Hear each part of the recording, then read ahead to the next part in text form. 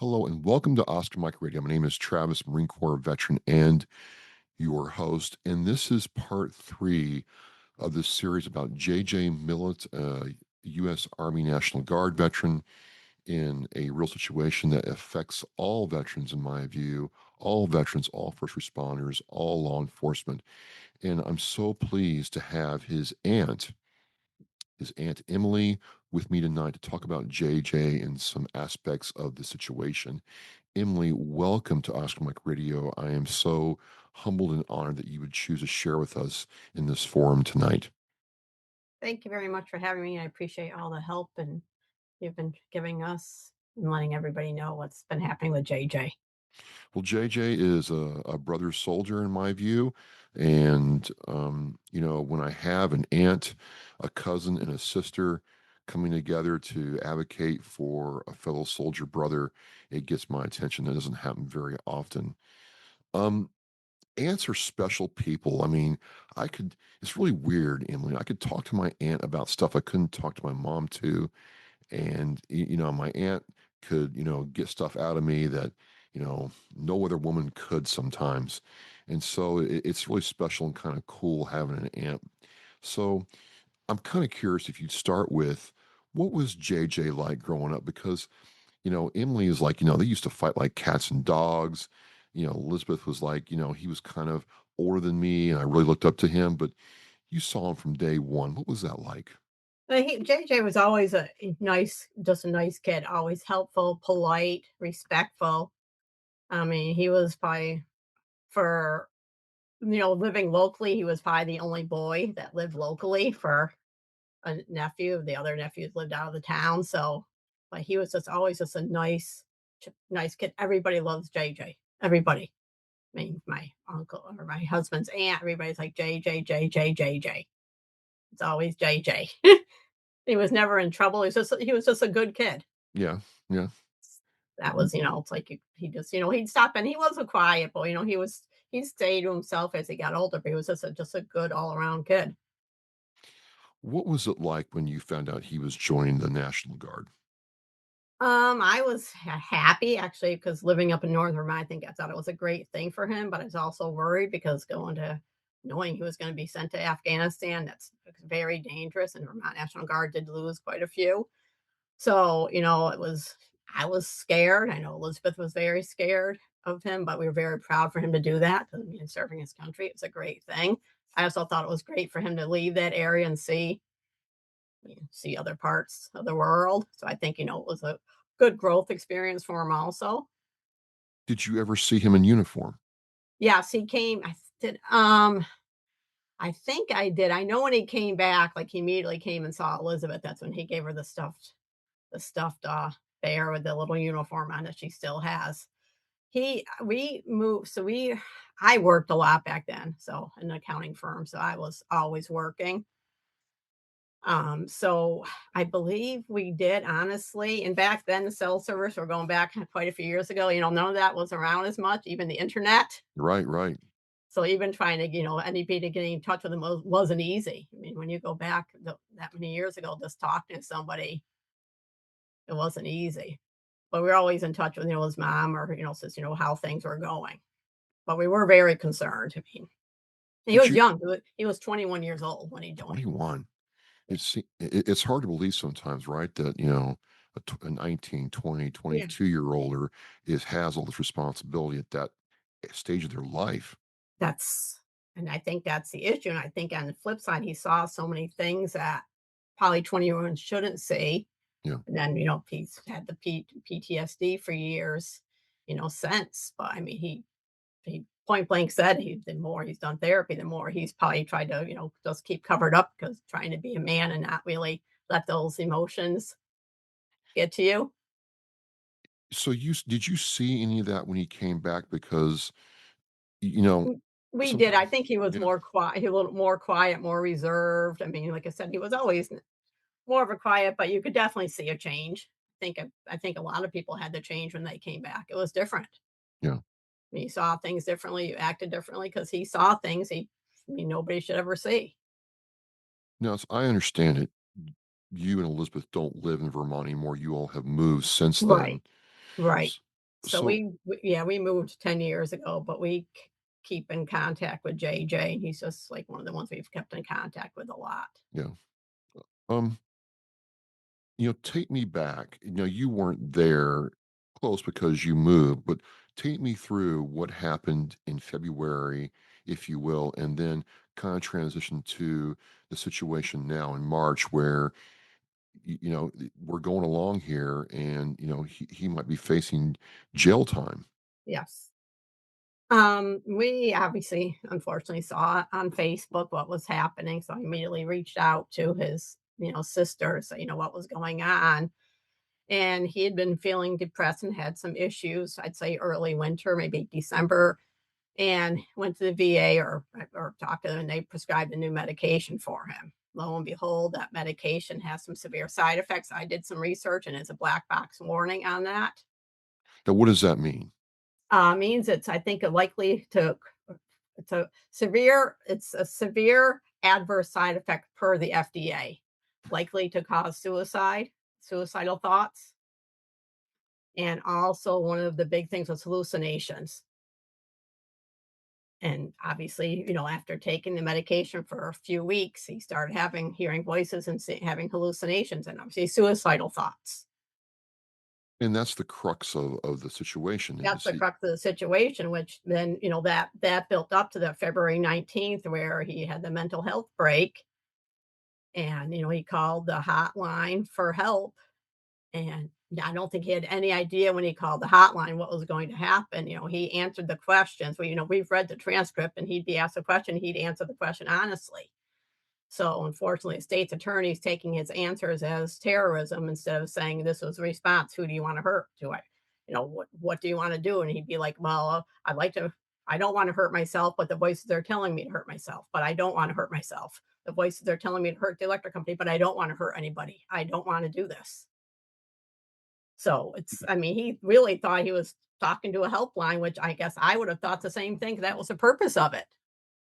right. And he talked to the helpline, and then it got forwarded to the Vermont State Police. Right. And that's, I mean, we understand that. I think for safety reasons, Sure. 100%, you have to do that.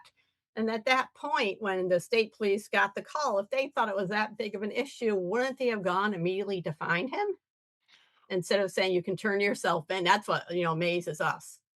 Well, And no, he turned himself in. he turned himself in. He drove to the barracks.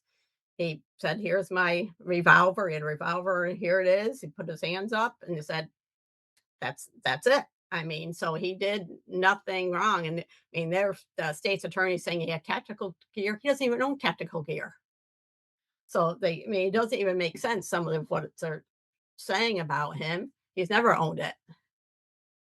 So Because that's what's frustrating because honestly, we, he used to always wrote in a journal for years. Part of the journaling is part of what he's been told for therapy, it, and it's also it's it's the first thing you're told to do. Start journaling. yeah, and he did a lot of writings and a lot of religious writing. He's a man of faith, and he writes a lot about scripture. Now, some of the scripture isn't always pleasant and cheery.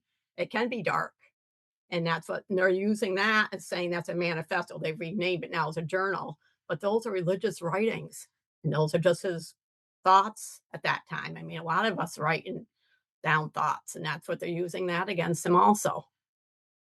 It just seemed like this could have been a very positive situation where the 988 helpline was used. They got the state police involved. He turned himself in. They got him back into VA care. They redid his medications, and he's with us still. Exactly. I And mean, instead, is it the Essex County prosecutor or the state prosecutor? I'm not so really this sure. is the Orleans County, Vermont, out of Newport, Vermont, state's attorney who led the charge. She has now passed it on to, I believe he's still Essex County prosecutor. For some reason, she did not go to court the last court hearing. She is having Vince Aluzzi do it. We're not sure why. She led the charge and now she's not doing it. That's odd. That's very odd. So I don't know what happened. Like I said, we don't know why she's done what she did. And as far as that respect, is very odd that, she led the charge. And as state's attorney. She has a couple others underneath her that has always worked, but no one has seen this Vince Aluzzi come in from another county. Another county. Yes. Well, at least he was. I'm not 100% sure. He used to be the Essex County, Essex and Orleans County border each other. What's been the reaction in the community as this gets out there to other people, people who know JJ and your family? What's been the community's reaction to what's happened lately? 100% positive for JJ. Everybody's upset. Everybody's concerned. Nobody knows why. Nobody knows what. I mean, what? Nobody can even justify it. I mean, we've talked to people, and obviously, I've talked to tons of people in the Newport, Derby, Vermont area. We've talked to people outside the area. Nobody can understand why. Even top lawyers can't understand why this has happened. What the reasoning is, because we can't. We ask ourselves, and we've asked me, what could he have done differently other than harming himself? We don't know what else he could have done. I mean, he did what he was taught to do. It just, for me personally, we've told veterans for the last 10 years, call for help, call for help, call for help. And my concern is if this goes through, and as I understand it, reading the law, the penalty, the minimum sentencing guideline is 20 years. That's what we've been told. Yes. So this is not like, okay, we can kind of, No, it's 20 years. it's a not slap on the head. This is a huge. I mean, this is. I mean, but yeah, forever life changing. He'd be close to 58 when he would get out. And if this does go through, which, we're trying to make sure it does not, this now sets precedent where if you're a veteran, even in another state, some lawyer is going to grab this and say, well, there's precedence for this. This changes the entire way you would help treat suicidal ideations, don't you think? 100%. That's one of the issues we're speaking out not only for JJ but for all veterans, because this is not a precedent that can be set. I mean, people are calling this hotline, and we don't want to stop calling a hotline, but they're calling it for help. I mean, we want to save lives. We don't want, and we also want this to happen to anybody else, though, because the mental toll it's taking on JJ, it's very hard to recover to begin when you're facing such a charge. So he can't even barely recover because of this charge. And secondly, the monetary, he can't work. Right? He's got no income coming in. So Right. it's like his life is on hold right now. So for people outside of the Derby, Vermont area, as an aunt, what do you want people to know about JJ, the man, the family member, your nephew, Emily? He is just a wonderful person who would never hurt anybody. He would do anything for anybody. This is not, I mean, he had a mental health break. This is not, he is not, this is not, JJ would not hurt anybody. I mean, this was unfortunate thing that happened, and we just want. I mean, he's just a great guy whose now life is sort of in limbo until these charges are resolved. And correct me if I'm wrong here, as I understand it, he never had any prior convictions at all. He No, I he mean, he worked was a as correctional right. officer for years. He wasn't on any domestic terror watch list at No, all. So there's no history of violence, intent to commit harm, nothing, right? nope, he doesn't even know if he ever had a speeding ticket. Literally, he's like, I built that nothing. I mean, he was going back to he was starting school. He was just about to finish up his degree in behavioral science, Oh wow. but that's obviously been put on hold.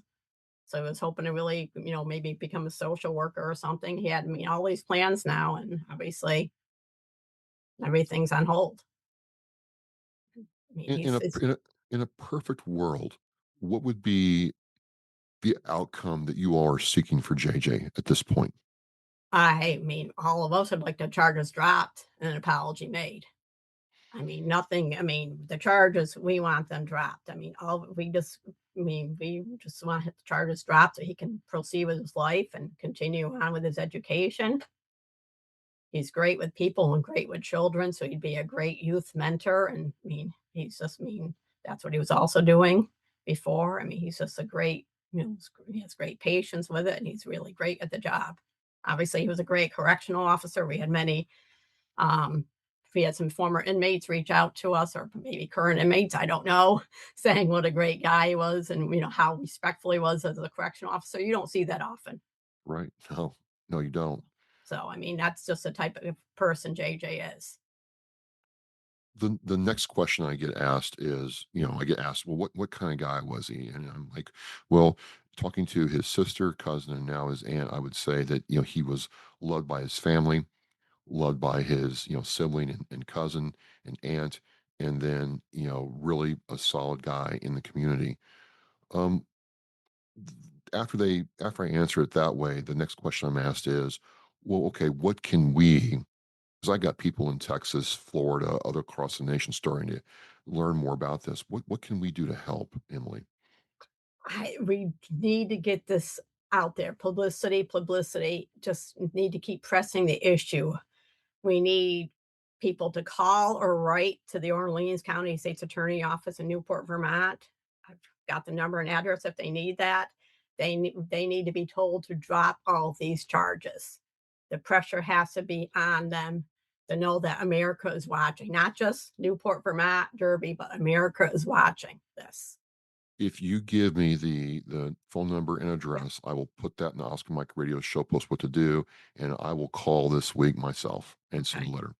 Because I know at the beginning they were getting so many calls a day, they were like beside themselves because they couldn't even get any work done because they were getting call after call. But this is not just a JJ issue. This is a national issue. I mean, this is I really I agree with you. And people say, well, you're just being yeah. you're getting excited over this. I said, well, what happens if this establishes precedent and you're in another state and some lawyer says, well, this was said in a counseling session. This was said in an argument, and now we want to, escalate this to the charge of domestic terrorism. That could Like, happen, right? that's the whole thing. I mean, we've seen it happen to JJ. I mean, somebody says these things, they drive up to the police barracks, nothing happened, nobody was hurt. And we've seen it happen, and, I mean, the right thing I mean, she could have dropped the charges, the judge could have dropped the charges. Nothing's happened, even though the judge sort of has said, "I'm not sure how the prosecution's gonna win the case." Well, it doesn't matter because even if it goes to trial, you never know, but secondly, JJ's life is on hold, not to mention the money we've gotta try to raise for an attorney. I was going to ask about that. Is there a fundraiser to help raise money That's for what his? that's what we're looking at, because I think we're gonna have to get some additional legal counsel going, so that's what we're trying to look at right now, Okay. how we're gonna be doing that, because obviously it's extremely expensive. I mean, he can't work, so, I mean, it's a huge cost that, he never would have expected in his life to be No, facing. no one does. No one does. No one does. So give me the address and phone number. I will put that in the show post. Okay. I can tell you that people across the nation are watching. These conversations do connect with people, and they can't believe it's happening. One, and then two, it's like, well, if you can't call a 988 helpline, what are you going to do? We're going to have more dead veterans. That's exactly the concern, because if JJ hadn't called that afternoon, or that I'm not sure afternoon, what he probably would not be alive. So So that's the opposite. I mean, that's what would have happened. So listen, there's going to be more coming about this, ladies and gentlemen. You're going to have the address and phone number in the Oscar Mike Radio show post. I'm going to call and write a letter. We can amplify this and help out this family. I just want JJ to know that he's not alone. I know it must feel like he is by himself, but there's people that he's never met before that care very deeply about him, Emily. Yeah, I mean, I think that's what he needs to know. He's having a tough time. So This is not the last time we're going to talk, ladies and gentlemen. We're going to keep this going every week and amplify the message for this family, for this soldier. Emily, I want to thank you for coming on. Again, it's when you have an aunt and a cousin and a sister banding together, it gets people's attention. And I wish there were more aunts like you. I really appreciate you even listening to us, because it's been a tough battle for the last few weeks. So I really appreciate you reaching out and making this You sent you me that know email and just said, yeah. hey, and here we are. So, I appreciate it very much. Thank you. no problem at all. I'm Travis, host of Oscar Mike Radio. I'm with Emily Wheeler. She is J.J. Millett's aunt and talking on his behalf. You can help. You can help very easily. We need his help so he can get on with his life. Emily, we'll be talking soon again. I'm Travis. We're Mission in Flight. Thank you.